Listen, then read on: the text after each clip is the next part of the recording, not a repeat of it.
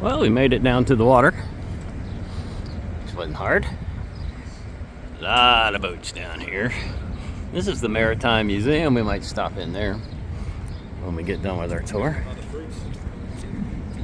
And I think that's our boat right there, the Auckland Whale and Dolphin Safari. That's the name that's on my email anyway. So that's probably it. There's some nice boats here. That boat has a boat. The boat on the front of the boat. Well, we have indeed checked in. We have our official boarding passes here, and that is our boat. And I'm trying to get around to see the front of it because oh yeah, okay. So they got railings lined up so you can see everybody. There's very little you do inside on this boat. Mostly you're outside of the boat because we're looking for whales and stuff. So this is gonna be awesome. What a place. Look how big the Maritime Museum is, Leslie. Just look, it's all the way down the whole end of the pier.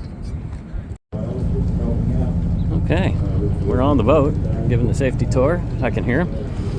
And boy, what a good place to stand right here.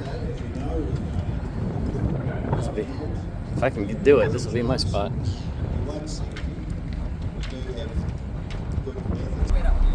How we going?